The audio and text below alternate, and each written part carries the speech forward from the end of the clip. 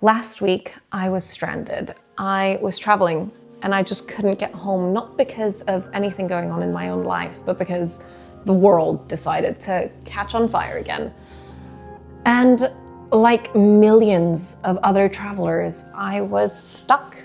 And there was nothing I could do about it except watch events unfold from a distance that felt both too far and far too close. Far too close because my home is Cyprus, and Cyprus is close enough to everything that's happening geopolitically that this isn't abstract. It's the air we breathe, and it's the home we love. It's the people that I love that live here. So in the middle of all of that, all of this feelings and uncertainty, I still wanted to write a novel. I still wanted to create, and I had a channel to run, and all of this, a creative life that I chose and want to live. I still had all of that going on. And I just sat in my bedroom, sipping hot chocolate, watching the rain and following the news. And my creative life felt unimportant.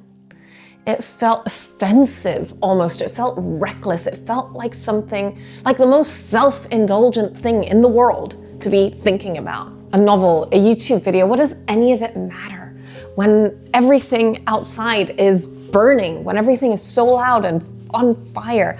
I've been sitting with that question, and I feel like we need to talk about it because this feeling that our own creativity is so unimportant because the world is so vast and it's on fire and it's so loud, I think that's one of the biggest lies we tell ourselves. And I just want to dismantle that. And hi, I'm Celine, and welcome back to the Uncharted Studio, where we usually talk about things that are much warmer, more hopeful than what we're talking about today. But last month I made a video about how to keep creating when your own life feels like it's so loud, like it's chaotic, like everything around you is just that little bit out of your control and you just are drowning in it. This month, I wanted to talk about something that feels both connected to that, but also quite different. It's all about when the chaos isn't internal, it's external, and it feels like the whole world is on fire and you're just a person sitting somewhere holding your creativity and your dreams and your hopes in your hands and looking at them and thinking, why does any of it even matter? I want to tell you that it does, that your creativity matters, maybe more right now than ever. And whether you're diving headfirst into creating, or like me, just taking a step back to nourish yourself and take care of your inner world and your anxiety and everything, you're not being reckless or selfish. You are doing something quite radical. Actually, there's a particular kind of helplessness that comes when the chaos is external. When it's your own life that's hard, whether it's your health, your relationships, your obligations, something, it feels like there's usually something you can do.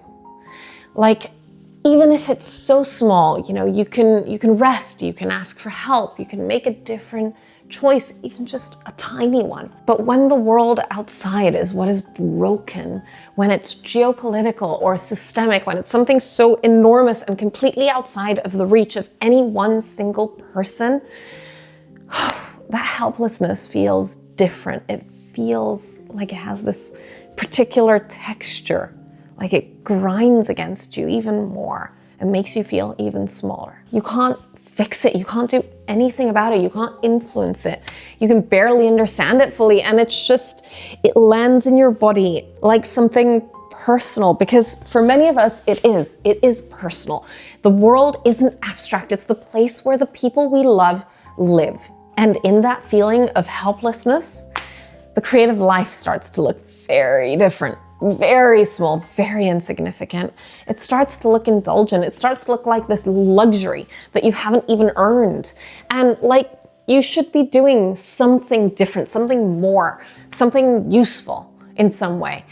Something more urgent, I guess. I don't know, but just something proportionate and to scale to what's happening outside of you. Writing a novel feels like navel gazing, or scripting a YouTube video feels just like vanity. And a poem, a drawing, everything, they just feel like rearranging furniture while the house is burning down. But I felt all of that. I felt all of this when I was sitting there, stuck unable to come back to the people I love and to my home. And I wanted to name this feeling clearly because maybe you're feeling it too. And I felt ashamed for feeling it. And I don't think that is helpful in any way. So here's the thing about creativity and external chaos. When it feels like the world is on fire, that feeling at its core is the feeling of a loss of control. It's something enormous that's happening and you can't stop it, you can't fix it, you can do nothing to protect yourself fully from it. And that helplessness is real and it's exhausting and it has a way of seeping into everything you're trying to do and taking away your feeling of agency. But here's what I've come to understand, that every act of creation, every single one, however tiny, is an act of agency. It's an act of taking control of something in this world and saying, this is mine. It's you deciding that something is going to exist that didn't exist before. It's that this story that you want to tell will be told, or this page will be filled, this book will be read, just something that is within your grasp. In a moment when it feels like so much is out of your hands, putting something, however small, back in them isn't reckless. It's rebellion. Quiet, personal, profound rebellion. It's you fighting against the helplessness, against the noise, against the idea that you are too small to matter. Because here's what I believe, and I want you to sit with this feeling. Art has the power to change the world. We've seen it happen. We know it does.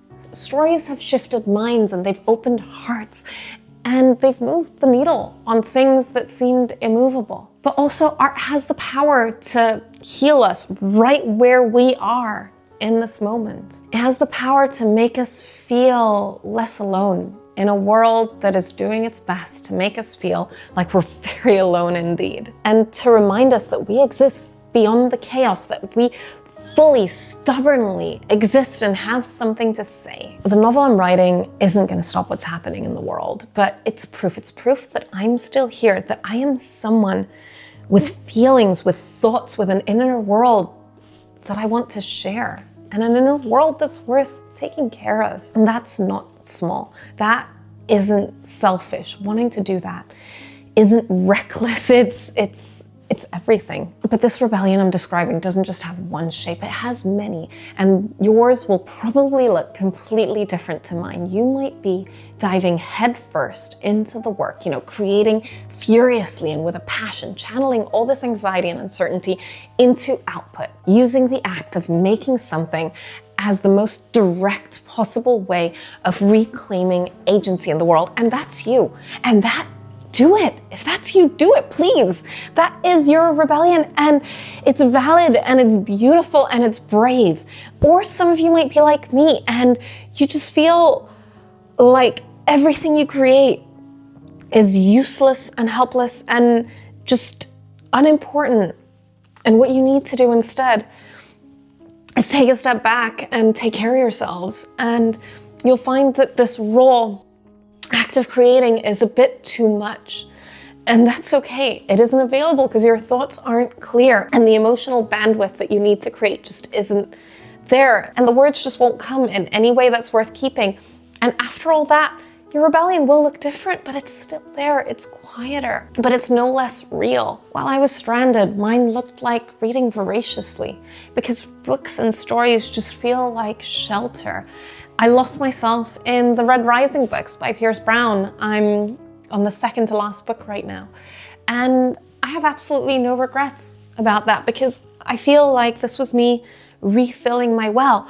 I sat and I watched the rain and watched the trees outside the window. I just sat there and I listened to the sounds of the world and I let myself be still in a way that I haven't in a while. I put a timer to control the news and control my input because I needed just enough to stay informed, but not enough to drown in. And it took me a few days to even start doing this because I realized that all I was doing for the first few days was,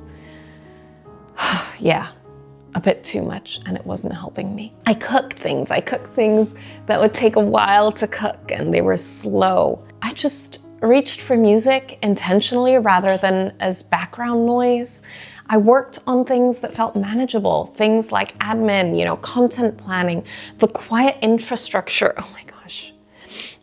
Yeah, the quiet infrastructure that just supports your creative life rather than the raw creative output itself. None of it felt productive. None of it felt like it was good enough, but looking back, it was exactly what I needed in order to nourish myself and help myself not burn out by this feeling and this helplessness. It was my way of saying, I'm still here and I'm getting myself ready to create. I focused on filling the cup instead of pouring from it, and that felt like it was exactly what I needed to do. Consuming and creating aren't opposites. One is so linked to the other, and one is needed for the other to happen. So reading, resting, nourishing yourself, these things aren't retreats from the creative life. They're a part of it. They're interlinked. So whether you're furiously creating right now or taking a step back and nourishing yourself, you are not wasting your time. You are doing exactly what you need to. And I want to say something plainly before we finish. You are not too small. What you have to say is not unimportant.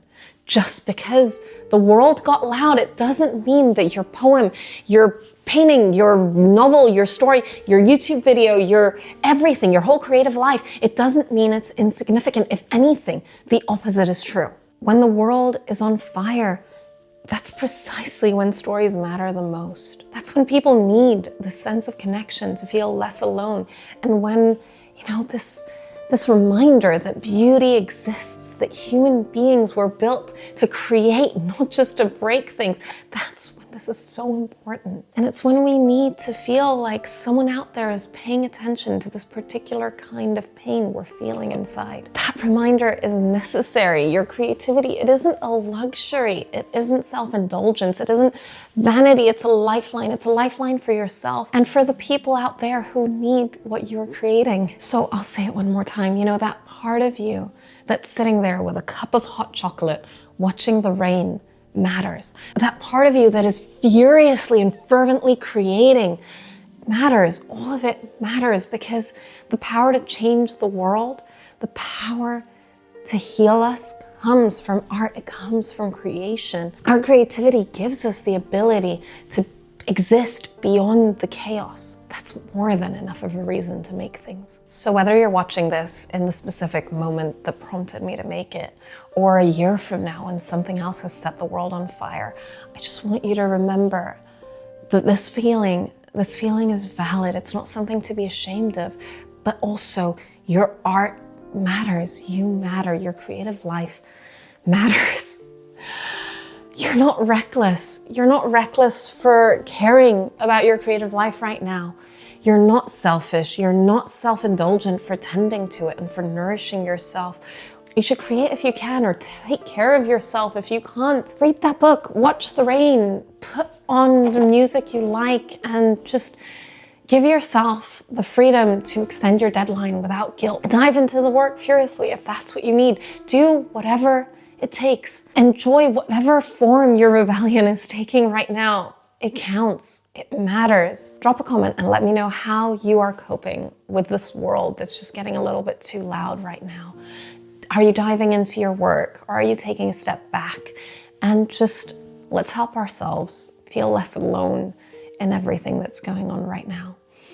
If this video resonated in some way, hit that like button. It really helps other people find this channel. And take care of yourself out there. I'll see you next week.